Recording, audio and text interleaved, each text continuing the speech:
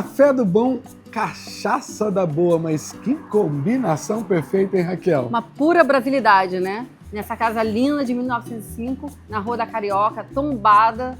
Vamos lá conhecer? Vamos conhecer porque aqui tem muita história e entender o que tem a ver a cachaça com café. Vamos lá?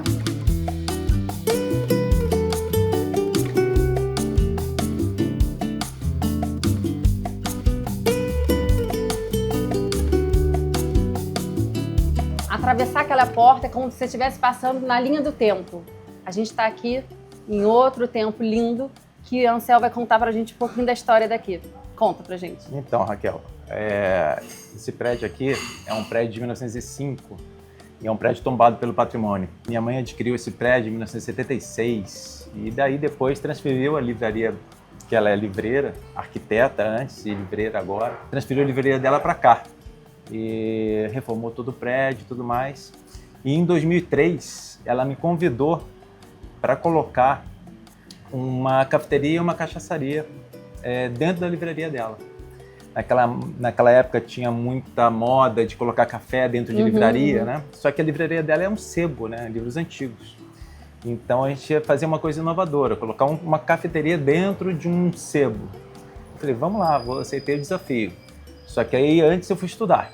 Então me formei barista e fui estudar cachaça. Conheci muita coisa sobre cachaça, muita gente boa que me ensinou muita coisa.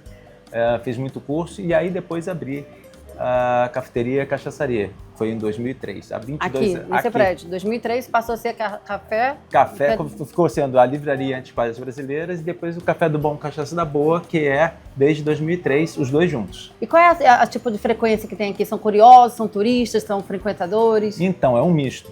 É um misto. Na verdade, aqui atrai muita gente que quer cultura, quer história, quer procura de um livro antigo, um livro raro, e ao mesmo tempo vem desfrutar de um local que seja simples, mas que seja aprazível, ou seja, que seja bem recebido, que tenha uma comida honesta e que tenha muita curiosidade sobre café e cachaça. Eu sempre falei assim, gente, eu tô no Rua da Carioca. Rua da Carioca é uma rua extremamente popular. Então, como é que a gente pode colocar uma cachaça de nível e um café de nível? Ensinando as pessoas. Exato. Então eu estou há 22 anos ensinando as pessoas o que é um café bom e o que é uma cachaça boa. Então se você quer aprender o que é um café bom e uma cachaça boa, vem pra cá. Isso aí.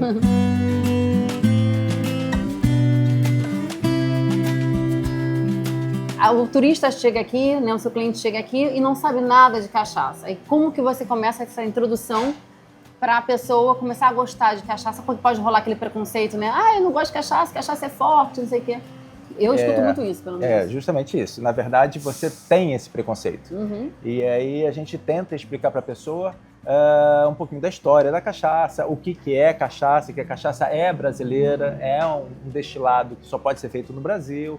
E dentro dessa explicação fala que realmente o teor alcoólico é um teor alcoólico forte, que vai de 38 até 48 o teor alcoólico.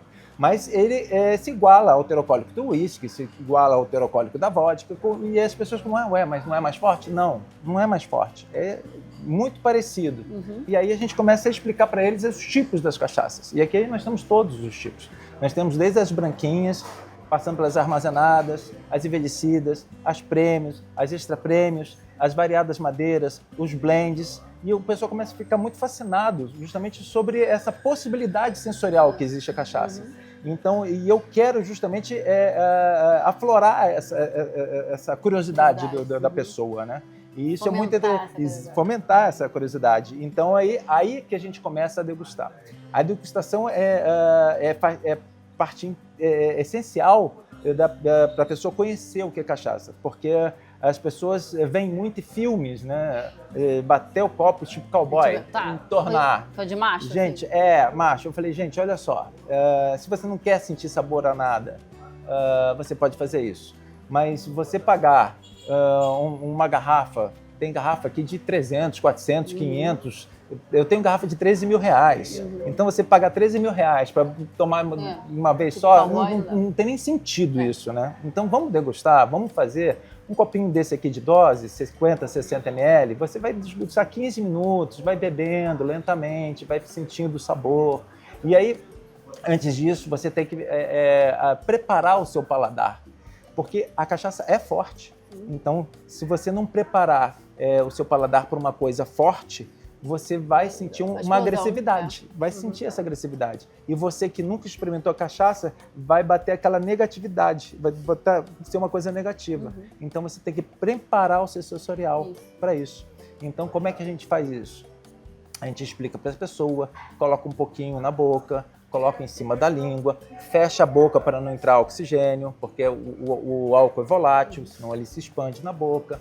Então você joga para suas glândulas salivares, as glândulas vão produzir saliva, mistura a cachaça com a saliva, depois você engole. Mas eu até brinco, gente, olha só, não vai ficar um minuto, não. Bochechando. Não é isso não, gente. Vamos lá. Colocou para um lado, colocou para o outro, suas papilas gustativas vão começar a formigar, vão ficar um pouco loucas, porque a cachaça é uma bebida quente. Por ser uma bebida, vai ativar, elas vão abrir e vão receber o álcool, né? Então elas ficam um pouquinho loucas. Isso tudo faz parte da química. Exatamente. De você reconhecer o sensorial. E aí você engole, você já vai sentir uma coisa mais macia descendo. Ao contrário de quando você bebe uma vez só, você só sente o calor. Tá? Então, essa coisa macia já é um positivo. Nossa, tá diferente isso aqui. É diferente. E agora no seu segundo gole, você vai sentir realmente o que vai trazer essa cachaça. Aqui a gente tem 3 cachaças. Não existe uma cachaça igual a outra. Não existe, tá? Então, além dos tipos branca, armazenada, você tem os tipos de madeira, os cortes que o produtor dá, se dá um corte mais acima, mais abaixo, a acidez que o produtor quer apresentar para o seu cliente. Então, tem cachaças mais ácidas, cachaças menos ácidas, com madeiras mais adocicadas, com madeiras mais secas. Então, não existe uma cachaça igual a outra. Então, eu vou apresentar cachaças e a pessoa vai falar, essa eu não gostei. Ótimo. É isso mesmo. Essa talvez você não goste, talvez essa você goste. O que é bom para mim é bom para você. Exatamente. Então você vai escolher qual é a sua cachaça. O que eu estou te apresentando aqui são cachaças de qualidade, muita qualidade. Agora, o sensorial é o seu. Cada um. É o seu. Você pode reconhecer uma cachaça bem feita, mas não é o meu perfil de cachaça. Não é o meu perfil. Mas eu reconheço que é uma cachaça bem feita. Exatamente. E é isso que eu quero mostrar para a pessoa. Né? Que aí, geralmente, eu apresento mais de 1, 3, porque geralmente são 2 que ele não gosta e uma que ele não gosta. 2 ele vai gostar e outra ele não vai gostar. Geralmente os clientes fazem isso. Qual é a mais queridinha? Até já sei a resposta. Não. Aí depende. A mais queridinha, assim, mais popular. Vamos lá. A madeira. Vamos lá. Depende do sensorial da pessoa. Mas a maioria gosta de uma madeira mais doce. Amburana. E aí, a amburana, que você traz um dulçor,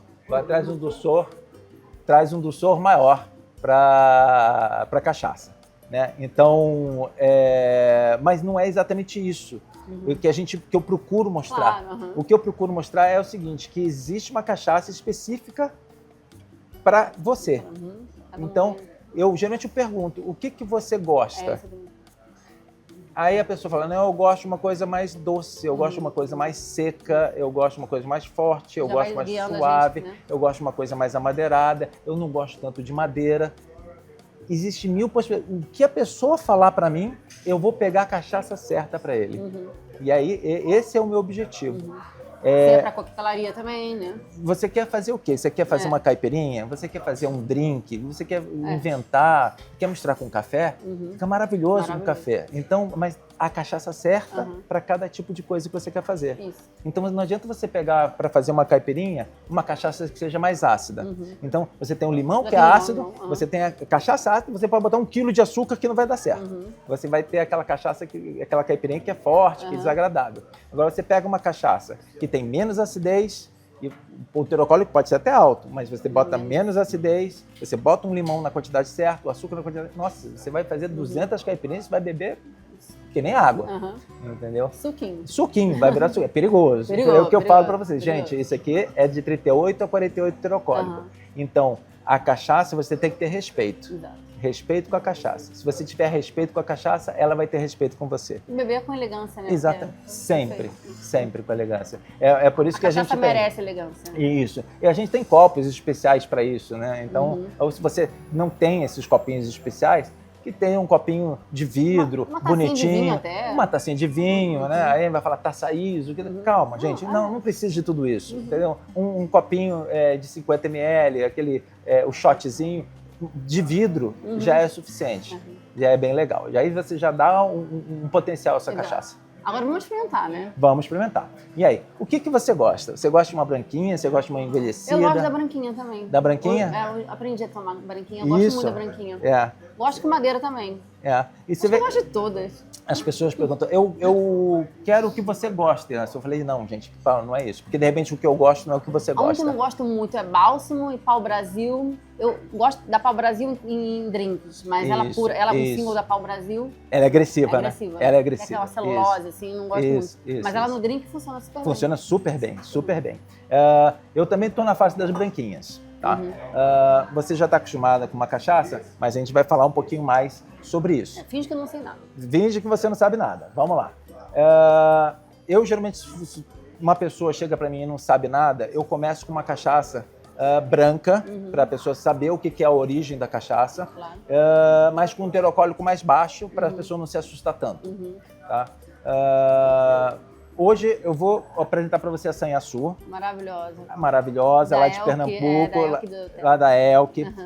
É uma cachaça orgânica. Essa é a origem, branquinha. Só que essa tem um teor alcoólico um pouquinho mais alto. Tá? Fingindo que você não conhece, a gente vai tentar fazer com que você não sinta tanto esse teor alcoólico. E com a Sanhaçu a gente consegue, tá? Porque ela tá com uma acidez bem equilibrada, tá muito boa. Então vamos lá. A gente vai colocar no copinho. Eu estive lá agora, na Sanhaçu. Com a Elke estava lá? Foi no Cachaça na Praça, que teve lá em Pernambuco, em Recife. Vamos lá, a cachaça, se eu for falar para você todos os detalhes exatamente, você tem que ver o corpo da cachaça, a oleosidade, se ela, que eu chamo de ela chorar no copo, né? Tem as lágrimas que descem pelo copo, a transparência dela, tudo tem que ser visto. Mas vamos dizer que você não entenda nada disso, eu não vou falar sobre isso, porque pode ficar muito maçante, muito técnico. Você quer só provar e saber, só experimentar. E ser feliz. E ser feliz, exatamente. Então a primeira coisa que você tem que perceber é o aroma. Você dá uma mexidinha no copo e sente o aroma de longe. Se você for colocar o nariz, você vai sentir um aroma muito forte. Então sente o aroma de longe. Aí a pessoa geralmente vai falar assim... É a cara de Pernambuco, não é? Cheiro. Nossa. Aí a pessoa geralmente vai sentir o aroma e vai falar assim, nossa, é álcool. Para, deixa o copo, vamos começar de novo. Esquece no dicionário da sua cabeça a palavra álcool. Tem álcool. Estamos falando de 38% a 48% de teor alcoólico. Risca da sua cabeça álcool. Coloca na sua cabeça frutado, doce, vegetal, herbal, tudo que você pode ter de sensorial, menos o álcool. O álcool é um sentimento, tá? Mas esquece essa palavra álcool. Porque se você pegar o copo de cachaça e falar assim, nossa, é forte, nossa, é muito forte, nossa, isso aqui tem álcool, ai caramba, álcool. Você vai botar na boca, o que você vai sentir? Álcool. E só. E não é isso, não é álcool. Álcool tem, então esquece. Então, começa a falar... O condutor, né? Exatamente. Você fala assim, nossa, é doce, nossa, é herbal, é isso, é aquilo. Você aí abre sua cabeça para as possibilidades. E cachaça tem muita possibilidade. Então, primeiro, aroma, mexendo, aroma e sente essas possibilidades, esquecendo o álcool. Aí, o que você sente? Ah, é fruta, é um doce, é a cana de açúcar que eu estou sentindo aqui. O canavial. O canavial. Ótimo, bacana. E uma coisa que eu falo, eu nunca vou falar que você está errado. Eu nunca vou contrariar. Não é isso que você está sentindo. Você está sentindo isso? Não. Porque eu tenho minha memória afetiva. Exatamente. Então, tudo que você falar para mim, eu estou sentindo isso, eu vou falar exatamente isso. Eu faço muita feira internacional. Então, as pessoas veem minha barraquinha da cachaça, sai correndo para lá, aí falam, nossa, isso aqui lembra a casa do meu avô nas férias. Nossa, muito. É muito maneiro. É isso mesmo. Muito nossa, legal. Que me lembra tanto quando eu ia para as férias em Minas. É isso aí. Eu tenho um exemplo muito legal também de um cliente que veio e eu fiz a degustação e fiz tudo que eu estou falando agora e eu servi uma cachaça envelhecida em amburana. E eu falei, o que você está sentindo? Eu disse, nossa, eu estou sentindo torta de banana. Eu senti, nossa, torta de banana, mas você tem que ligar as coisas. O que é torta? O que leva uma torta de banana? Canela. E o que a amburana remete? As especiarias. Cravo, canela, tudo mais. Mas na cabeça dele, lembrou da torta de banana, e talvez que a avó, a mãe dele fazia alguma coisa, botava a canela em cima, e ele sentiu torta de banana. Ele não ligou a canela, ele ligou a torta de banana. Eu falei, você está inteiramente certo, é torta de banana. Ganhou mais uma dose. Ganhou mais uma dose, torta de banana. Então, é isso. Você tem que chegar para o cliente e mostrar para ele que a cachaça está sempre do lado dele, vai estar sempre do lado dele para os melhores momentos. E só serve para os melhores momentos. Não me venha com cachaça para os piores. Sim. Os piores momentos você faz outra coisa. Cachaça sempre é para os melhores momentos. Com certeza. Viva a cachaça. Viva a cachaça.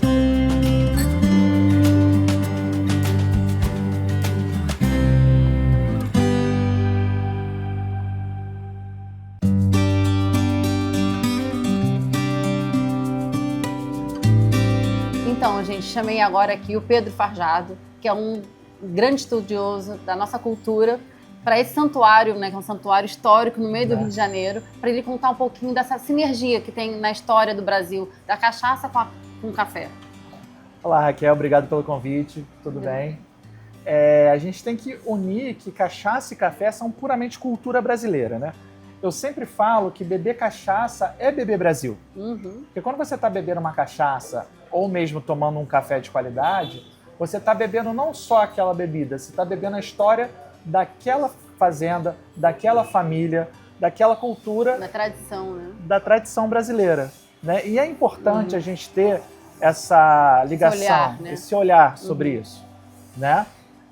Então, a cachaça ela vem bem antes do café. A cachaça, você já tem registro de trazer cana para cá antes de 1532. 1532 você vai ter, de fato, né, os portugueses vindo para cá e fixando na região de São Paulo, ali sul do Rio de Janeiro, São Paulo, Paraty, que é a minha área de estudo. Então ali você tem a primeira fixação oficial. Mas você tem registros de mudas de cana em Fernando de Noronha e também em Pernambuco. Tá? E a técnica de se fazer cachaça, que é a técnica de destilação, ela já existia muito antes. 800 anos antes já existia. Pelos mouros. Pelos mouros, isso. E como você bem sabe, você teve a invasão alambique, álcool. Então, tudo isso são palavras derivadas do árabe. Você teve a invasão moura, né, na Península Ibérica. Então, eles aprenderam essa técnica muito antes, né? E também pelos contatos culturais. Então, a cachaça, você já tem registro de cachaça sendo feita no século XVI. Já o café, todo mundo conhece aquela marca Café Palheta, né? Sim. Porque foi o Palheta que trouxe as primeiras mudas de café de um jeito não muito legal, trouxe da Guiana Francesa, isso em meados do século XVIII, tá? 1730, por aí, mais ou menos. Então, por quê? Por que a cachaça vem antes do café?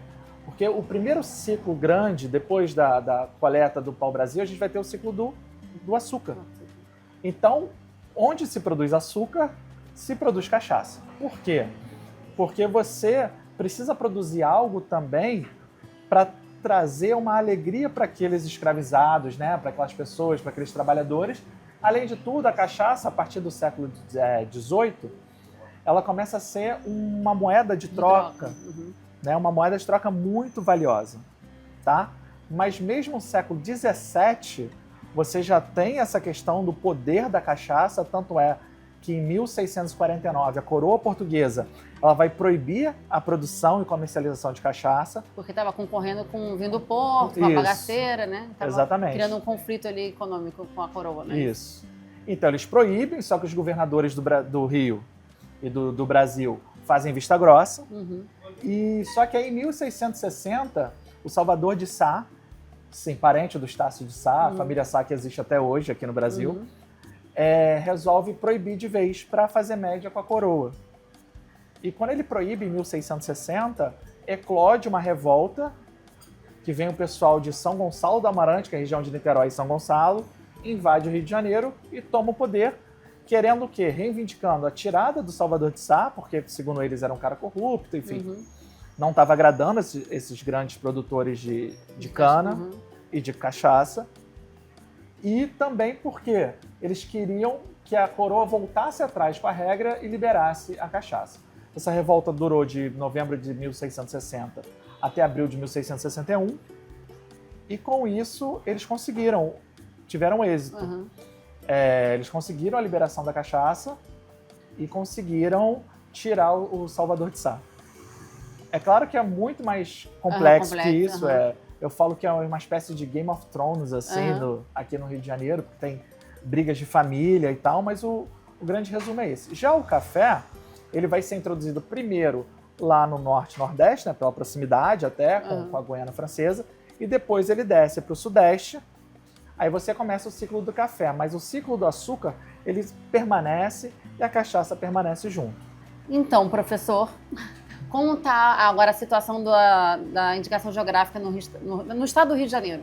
Então, primeiro a gente tem que entender o que é indicação geográfica. Indicação geográfica é toda aquela indicação de produto ou de serviço que tem a ver com algum lugar específico, né? Você tem o queijo da canastra, você tem o champanhe, que é o mais icônico de todos. Claro, Se você não faz daquela forma em champanhe, pode ser chamado de champanhe, assim como o queijo da canastra só pode ser chamado de queijo da canastra se for feita lá. No estado do Rio de Janeiro, a gente tem uma indicação geográfica de cachaça, que é a cachaça de Paraty, que foi feita em 2007, foi a primeira indicação geográfica de cachaça. Super recente, né? 2007, que é a lei de indicação geográfica de 2005. Ok. Então, assim, quem dá essa indicação geográfica é o INPI, Instituto Nacional de Propriedade Intelectual, e você tem que entrar com um pedido, tem que fazer um estudo, né? E tem que entrar com um pedido e eles liberam esse selo ou não. No Brasil, a gente tem algumas indicações, né? Depois de Paraty. Viçosa, será? Hã? Viçosa, será?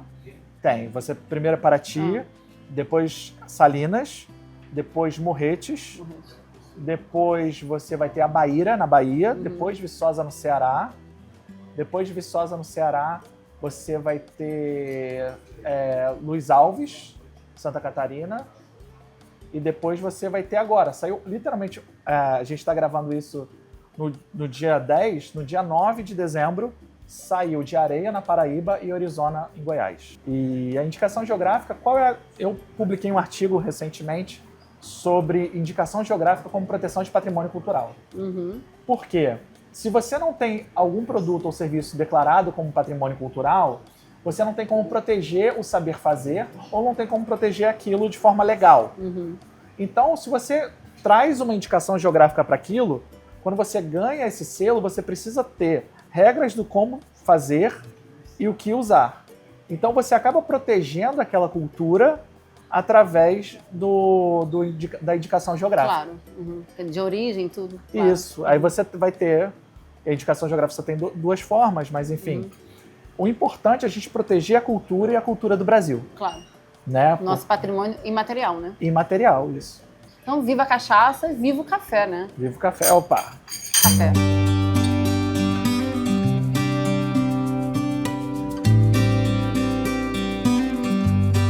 Bom, você sabe que eu estou num lugar que eu amo aqui. Eu acho que encerrar esse programa onde tem livros e história é uma delícia, né? Claro, com café e... cachaça.